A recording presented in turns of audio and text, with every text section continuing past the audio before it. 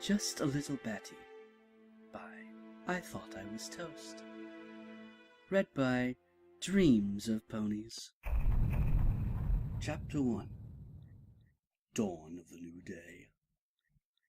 The sun was hungry. That's what Dad always said. It was a hungry beast that cooked fillies into cakes and ate them if they stayed up too late past bedtime.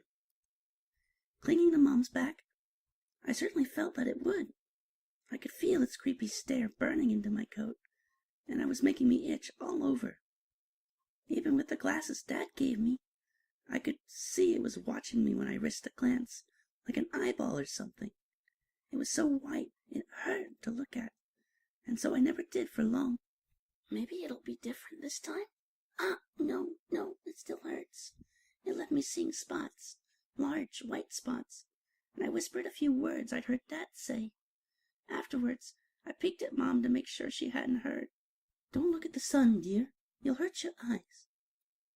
Mom bent to the side, flying under some clouds to give me sweet shade. "Sorry." I buried my face in her soft, gray mane and gave a squeaky yawn. It's weird to be up this late." "This is early for most ponies' night." "Hopefully you and your father will get used to it quickly." "But I don't want to get used to it." "You don't want to spend more time with me?" Mom shifted beneath me. "I barely got to see you and your father in Canterlot. What with us being on opposite shifts." She twisted her head around to nuzzle me, denying me my hiding spot in her mane. "I missed my little filly. That's why we transferred to Ponyville." "Oh, darn, I missed the school." Mom suddenly banked again, almost throwing me off. She managed to catch me by the nape of my neck, though. She came in for a landing in front of the school and gently sat me down for another nuzzle. "Go on then, sleepyhead.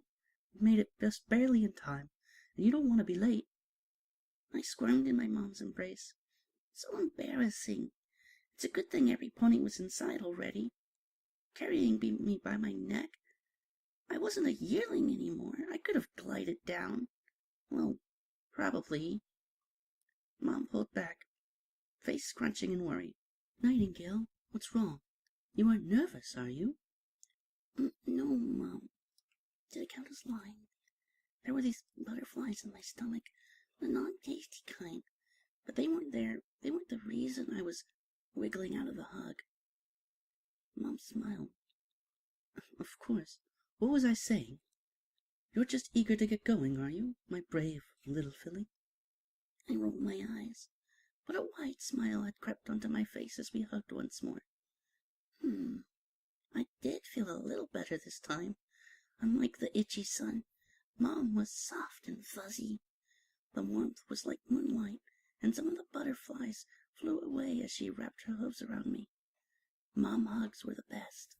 She pulled back far too soon and nudged me towards the school with her muzzle. I walked toward it, with my head held a little bit higher this time. It was hard, though. The sun was watching me from above the schoolhouse, the whole thing making me feel a lot smaller. And that white sky. There was just something so wrong about that. It was meant to have a mix of grays and soft white spots. I couldn't even spot any clouds unless I looked for the shade they cast. Even scarier, though, I could hear all the fillies and colts whispering. There were a lot of them. Way more than I was used to seeing at school. "All right, class, settle down." My ear flicked as the firm voice of the teacher made itself known over the hushed chatter of every pony else. "I'm excited to tell you all that we have a new student today. They seem to be running a little late." Voice apples. "But that doesn't mean we shouldn't give them a warm welcome. From what I understand, she might need help getting used to how we do things around here. So I want you all to be on your best behavior." Yes, Miss Shirley. Maybe the class won't be so scary. There's only one way to find out. I poked my head through the door, and every pony fell silent. A big mix of various grays stared at me, some cocking their heads to the side, others' eyes widening. The teacher shuffled awkwardly on her hose as no pony said anything. "Cool." It was a lanky colt in the back who drawled, breaking the silence, after which I was suddenly bombarded with questions and comments. My ears were forced to flatten at the sheer volume of it all. What's with the wings? And the glances! Can you fly like that? Look at her ears. Her ears, look at those fangs. Can you roar? How do you eat like that? I heard bat ponies eat bugs. Is that true? Bugs? Ew, no way she does that. Every pony, remember your promise. The teacher finally came to my rescue. Every pony else quieted down reluctantly, fidgeting in anticipation. I was able to raise my ears once more. This is Nightingale. She moved to Ponyville and will be joining us from now on. She turned to me. I'm your teacher, Miss Cheerily, and I like smiling students who turn their homework in on time. Would you like to introduce yourself to the class? Hi? My eyes fell as I kicked at the ground. Oh, look.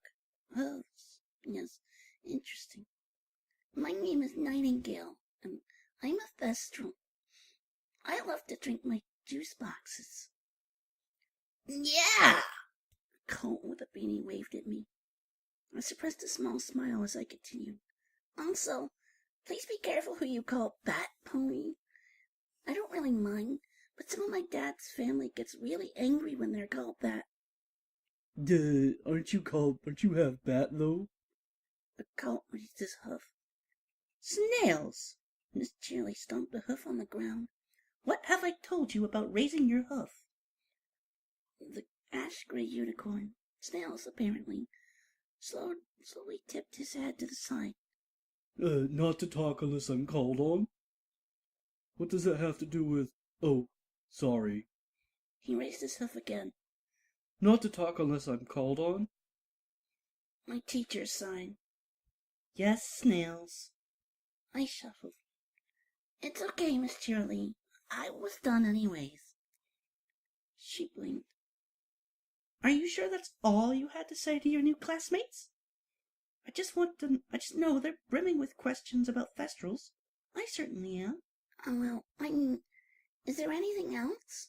I squirmed. I really don't know what I should say. Cheerily smiled. All right, class. Every single pony raised their hooves. Tell me you don't actually eat bugs. An earth pony with a diamond tiara huffed as I pointed at her. But I kind of do, I fidgeted. My dad says they're full of proteins and stuff. Things I can't get from the food every pony else eats. I cocked my head to the side. I still like fruits and vegetables and stuff, but they don't. Miss Cheerily, do you know how to explain this? The charcoal teacher nodded. Thestrals are what we call carnivores, Diamond Tiara. Like griffins, they don't get much nutritional value from the foods we eat. From the little I know, insects are the easiest way to satisfy their dietary needs.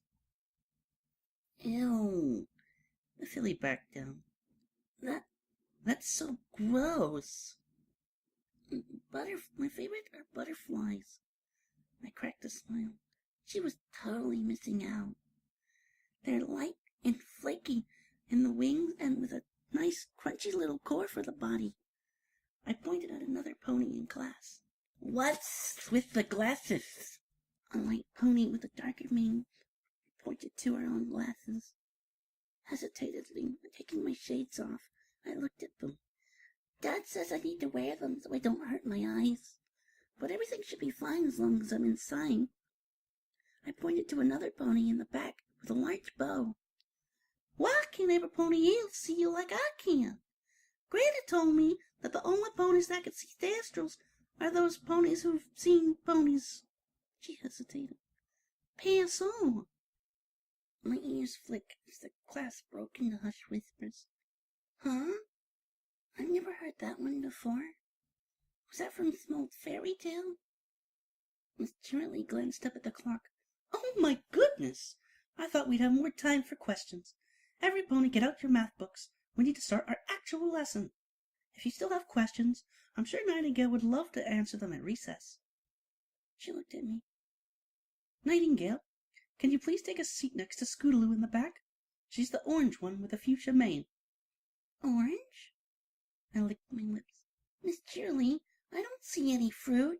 The class broke into hysterical laughter, and even Miss Cheerily giggled a bit as I looked around in confusion. Oh, I'm terribly sorry, Nightingale. I didn't know you were colorblind. Miss Cheerily blinked as she realized I was serious. A hoof patted my back. Go sit next to Apple Bloom. She's the one with the bow who asked you the question. I looked up to see Miss Cheerily smiling, and looked out to find the filly in question. She waved half-heartedly at me, so I creeped forward to set my bags next to my desk and crouched down in my seat. I yawned, trying to ignore Apple Bloom as she edged to the other side of her seat, and I set my glasses on the desk before me. I always aced my math tests, so I could afford to rest my eyes just for a minute. I just needed to make sure not to fall.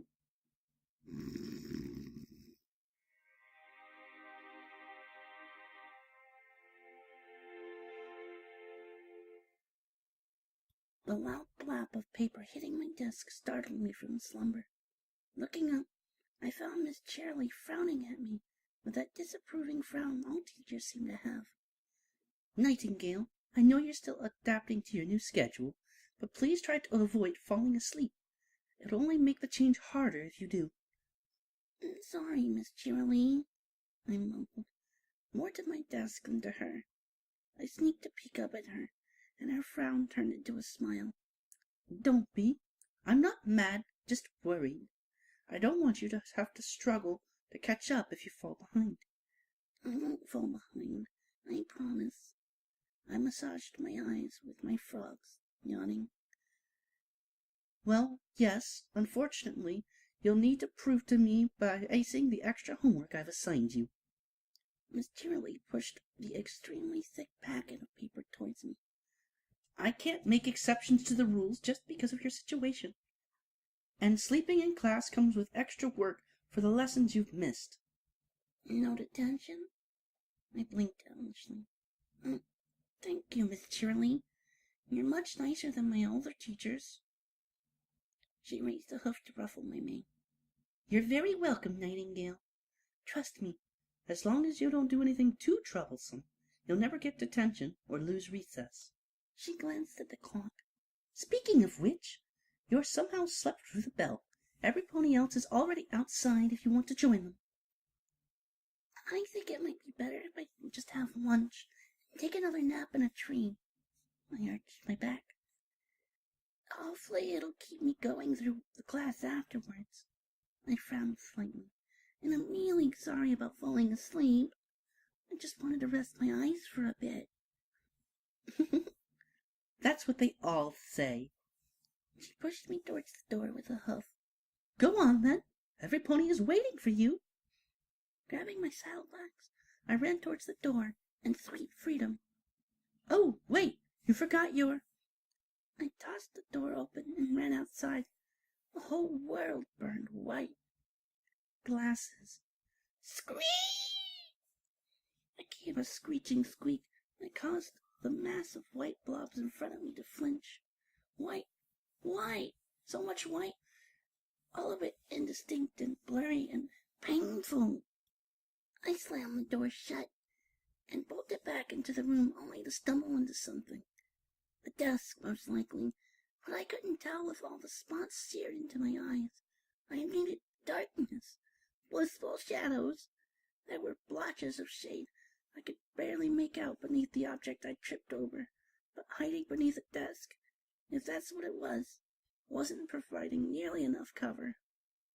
Nightingale, are you okay? A hoof touched my withers, and I turned to clamp onto Miss Cheerily with a whimpering whinny. Bright, too bright, the light, it's evil! It's okay, Night. A familiar weight settled onto my muzzle, after which my face was buried into a flower-scented mane. You'll be all right. What can I do to help? I opened my eyes. The world blissfully darkened to a more tolerable state. Spots still danced before me, but the pain was a little bit more bearable. Thank you. Do you have a closet I could hang out in? Dad told me that if this ever happened, I needed as much darkness as possible. Yes, sweetie, we do, although it is a little cramped. Miss Shirley began nudging me along. Cramped is good. I hesitantly let her pull me along, blinking rapidly to try and banish the spots. Still, spending your recess in here, I feel so bad. Should I call a doctor or your parents? How serious is this? She stopped pushing me along, and the tinkling sound of a key ring filled my ears. It'll be all right. It was the first day of school, after all. I still think I should go and check with your parents.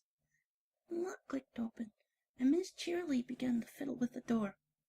So, you want me to just shut you in there? A portal of sweet, shady darkness opened before me. Muted grays outlined a small, cozy alcove with several boxes scattered on the floor. A bar with wooden hooks crossed from wall to wall near the top, a coat hanger sans any coat, while a shelf for hats and scarves sat up even further. It's amazing, I whispered, diving in between the boxes to the back wall. With a flap of my wings, I propelled myself up to hook my tail around the hanger. Dangling, I stared out, blinking at the slack-jawed, upside-down Miss Cheerily. Can I use the shelf, too? She shook her head before staring back at me. Use the shelf for what? Laying down. I have a book I was in the middle of reading in my bags. I swung upwards, launching myself at the edge of the shelf above me and scrambling over the edge. Turning in circles a few times, I settled down, the ceiling and walls a mere hoof's length away from me. I suppose there's nothing wrong with that? Miss Cheerily bit her lip. Just please try not to fall while I'm gone. Yes, ma'am. I stood and saluted, knocking my head against the ceiling. Ow! I totally feel better already. Well, at least you seem more comfortable. Would you like me to send a couple of students in to keep you company while I check in with your parents? I ruffled my wings, ears twitching. If you really think they won't mind. She waved a hoof dismissively. I have the perfect fillies in mind. They won't care at all. Or one of them won't. If you'll excuse me, though, I really should get going. You don't seem like you'll need a doctor anymore, but I couldn't call myself a teacher if I didn't check to make sure. She stomped a hoof. Oh, and I knew I should have asked more questions when your parents were registering you. At least, if I hurry, I can get back by the end of recess. With a wave, she closed the door. Stay safe in there, all right? As the sound of Miss Cheerily's footsteps faded, my stomach growled. I licked my lips before I stood, jumping down from the shelf onto the boxes below. Poking my head into my saddlebags, I quickly found a juice box to suck on. I ignored the straw, because Dad said straws were for wimps, and promptly bit into the box. Delicious, dark liquid filled my mouth with a sweet and nutty taste as I turned the cardboard into a shriveled husk. When it was thoroughly drained, I spat it back out into my bags and climbed onto the coat hanger. I dangled there by my tail, waiting until a light knocking came from the other side of the door. The door creaked open to reveal two familiar fillies with a tiara and a bow. Hello? Apple Bloom shuffled from hoof to hoof. Hello! I bared my fangs in a grin and waved. The filly flinched at my wave, and my smile faltered. Diamond huffed at the display before sauntering in like she owned the place. Please, Apple Bloom. By now, it should be clear that the stories Granny Smith told you were wrong. A certain fire lit in the filly's eyes, and she slowly entered, leaving the door open just a crack. I know that, Diamond, but it's just hard to forget 'em all. Granny made 'em to be so big old scary monsters that'll suck your blood just before eating you. I pouted. Why would I want to do that? And that clearly isn't the case. Diamond waved a hoof at me. She eats insects, sure. She failed to suppress a shudder. But who in their right mind would drink blood? She's not a fan pony. Get a hold of yourself, Philly. I know. I'm here, aren't I? Apple Bloom snorted. Girls, do you mind? Apple Bloom blinked. Oh, nuts. We're doing it again, aren't we? Diamond has a tendency to make me act like a mule. Diamond tittered. Takes one to know one. Apple Bloom slapped the pink filly in the shoulder before squinting up at me. So, what exactly happened back in the yard? Y'all came out barreling out of the school and screaming something awful. Are you all right? Yeah, I sighed, idly swinging back and forth. I just forgot to put on my glasses before going outside. It should be fine as long as I stay in here for a bit. Wait, shucks. Apple Bloom kicked a box. Not as much as Night will if she thinks you look tasty. Blah, blah. Diamond faked a laugh. All right, Diamond, I get it. She doesn't drink blood. Apple Bloom huffed. Yeah, that would be silly. Huff me a juice box from my bag, will you? Here you go. Apple Bloom quickly tossed me a box. It hit my hooves, and I fumbled trying to get a hold of it. As it passed my head, however, I let my tongue dart out to wrap it and pull it straight into my mouth. The others stared, or rather squinted, as I turned the box into a shriveled husk and spat it into my bag. Was I not supposed to do that? Maybe it was bad manners by day dweller standards. Well, Dan! Apple Bloom slapped her knee. I guess we know where those vampire stores came from. What's in those to make 'em so good? You can try one if you like. I pointed to my bag. They're basically my lunch. I'll take one. Diamond sniffed. I accidentally left my lunch outside when Miss Cheerilee asked us to come in, so you owe me. I shrugged. Go ahead. She dug out another box and squinted at it. Be Positive is such a weird name. You're weird, you know that. Apple Bloom swatted her friend as I squirmed. What? It's true. Diamond huffed. It's not a bad thing, just a fact. She pulled the little plastic straw from the back of the box, wimp, and poked it through the hole on the top. With a mighty slurp, she took a sip, only to throw her head back and spit it all over one of the boxes. Ew, that tastes nasty. What's in it? She opened the door a smidge more to peer at the ingredients. Contains beets, bees, and Be Positive. She threw the box at me, so I caught it and drained it thoroughly. Bees? You gave me bees? I spat the box back into my bag. Yeah, I mean, they won't kill you. Mom eats candy-coated cockroaches with me all the time. Candy-coated cockroaches? Diamond's face darkened noticeably. I would die if I ate those. Apple Bloom poked into my bag and pulled the empty box back out. My question is, what the hell is Be Positive? I shrugged. No idea. But I always assumed it was like a special sauce on Burger Princess Hayburgers. Some special ingredient they don't tell ponies about.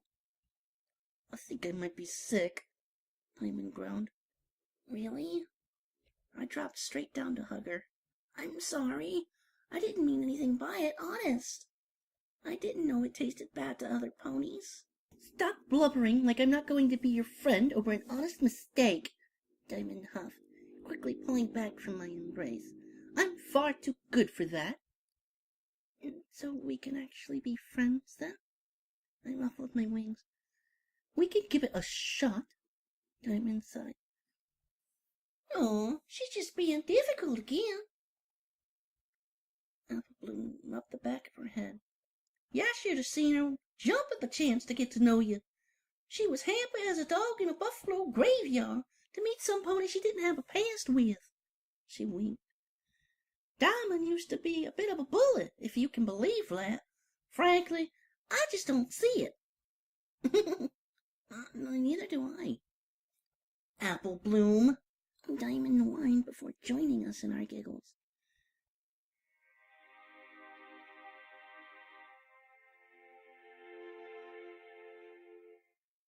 All right, class. I'll see you tomorrow, and don't forget your homework. I know you're all excited for... Miss Cheerily bit her lip and glanced at me. Hanging out with your friends at Sugar Cube Corner, but that's no excuse for tardy homework. Yes, Miss Cheerily! The class chorused, a variety of farewells trailing behind them as they stormed out of the door like a tidal wave. Apple Bloom and Diamond Tiara had been nice enough to wait for me, and waved 3 other fillies on before heading over to my desk. Y'all ready to have some fun, Nightingale? Apple Bloom drawled. I guess? I ruffled my wing. I'm not sure if Mom and Dad are picking me up, but I'm sure they'll understand. Are we going to this Sugar Cube Corner place? You betcha! Apple Bloom nodded. You haven't lived until you tried their apple fritter sundae. Of course you would go suggesting apples, Diamond huffed, turning her snout up slightly. Trust me, Knight, what you really want is their strawberry banana smoothie. Don't listen to her. Apple Bloom nudged Diamond to the side. She's probably just been talking with Strawberry Sunrise. She spat like she'd just bitten into a sour horse apple. That no good, yellow-bellied, two-faced daughter of discord. There's nothing wrong with disliking apples. Diamond sniffed before discreetly giving me a wink. Girls? I squirmed. She hates them, though. Apple Bloom threw up her hose. Rubs it in our faces like a patch of poison oak. Girls, can we please not? I stopped to huff. Both Diamond and Apple Bloom blinked. I'm sorry, they mumbled together, kicking at the floor. It's okay. I'm just not used to having friends that are so... Passionate? Diamond queried. Yeah, I nodded. Well, I think it's adorable. The return came from the hallway, and I jumped 2 meters high. A couple of feisty friends to help you come out of your shell. Dad, I whined, turning to the door. How long have you been standing there? Just long enough to see you take charge. He flashed his fangs in a grin. You keep practicing that, and you'll make a fine drill sergeant someday. I'll even teach you how to tear into cadets like fresh meat. Oh, no, you won't. Mom entered the schoolhouse with Miss Cheerily and thwacked him in the back of the head with her wing. The last thing I want is for Nightingale to end up like the new Sergeant Smiles. If she's going in the guard, she'll be doing it properly. Well, then she'll need to get into some proper fights. She'll need to be scrappy to make it into Princess Luna's personal guard. He ducked as Mom swung her wing at him again. Easy, honey, easy. You might knock my shades off. He used his wing to pull her into a quick hug. Besides, you remember what we were like at that age. Yes, well... Mom smiled softly and continued. Nightingale is cut from a different cloth than us, dear. I puffed out my chest, saluting. I'm gonna be the best night guard there is, just like you and Dad. Of course, sweetie. Mom came forward to rustle my mane with her hoof. Now, how about you introduce us to your friends? Oh, my ears perked, only to splay back when I guiltily glanced at my new friends. Sorry, this is Apple Bloom and Diamond Tiara. Hi there. It's a pleasure. I squirmed slightly. They were nice enough to sit in the closet with me during recess when I accidentally went outside with my glasses.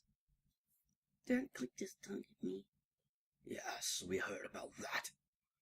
I warned you not to take off your shades, Knight. But everything was fine in the schoolhouse.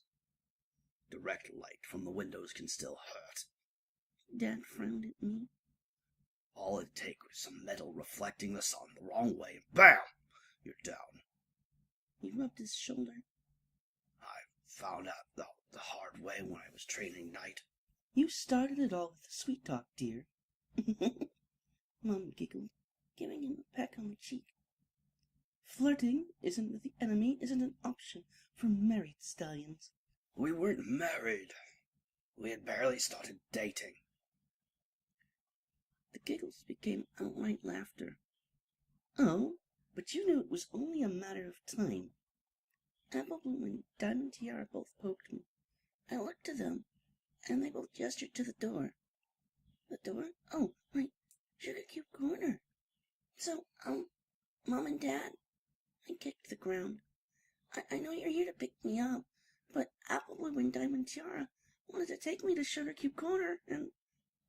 Dad arched his eyebrow, and I realized my mistake. Head up, back straight, stance rigid. I saluted. Permission to accompany my friends, sir. That's the spirit. Yes, Knight, you can spend some time getting to know your friends more. We're actually just came from Sugar Cube Corner ourselves, and it was pleasantly surprising. As long as you resist the urge to go for the neck. What? I blinked. Oh, it's nothing really. Mom waved at the snips of hoof. You three go on and have fun. Miss Cheerilee wanted to talk to us, after all. We've probably delayed her here long enough as it is. Miss Cheerilee smiled. It's not that big of a deal. I just love seeing my students together with their family. I get to see a whole different side of teaching. She headed in to rummage through her desk. That said, I have a few suggestions for you now. Did you know Ponyville is getting its own junior guard division soon? It won't be as big as Canterlot's, but I'm sure Nightingale would love... Apple Bloom and Diamond waved at me from the door as my parents began to follow Miss Cheerilee. Right. I had kept us waiting long enough. I gave a quick cog to my parents before I dashed through the door.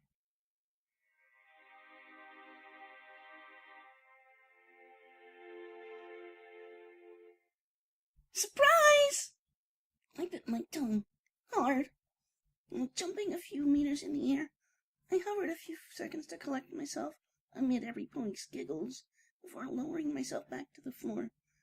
As I landed, though, a vibrating pony popped up from beneath the floorboard in front of me, and I went skyborne once more. Ah! She wasn't gray! She wasn't gray! She wasn't gray! I had no idea what color she was, but none of them were gray, and that made my entire coat stand on end. Was this what Dad meant by resisting the urge to go for the throat? Because part of me wanted to strike the unnatural terror in front of me down, while the other part of me wanted to run. Whatever she was, she opened her mouth. Hi there, I'm Pinkie Pie, and this is your surprise party. Were you surprised? Huh? Were you?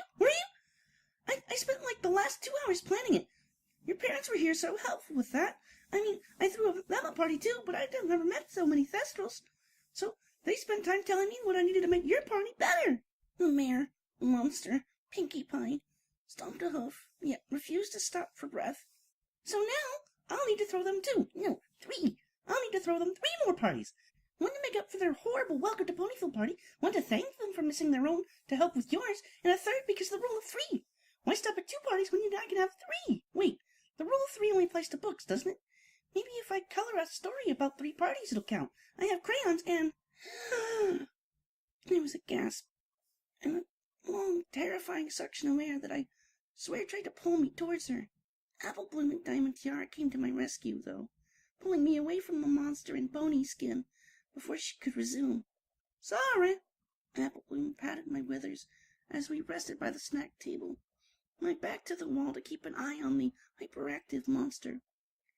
Pink gets a little overzealous with her friends. We would have warned you, but we couldn't really do that without risking spoiling the surprise. Why wouldn't I be zealous about new friends? I nearly jumped out of my skin as the voice spoke from behind me. I spun around to find the monster, Apple Bloom and called her Pinkie Pie, grinning at me like a loon under moon. Her grin faltered somewhat when she saw my face, and she rubbed the back of her head. "Oh, party pooper, you're one of those ponies, aren't you?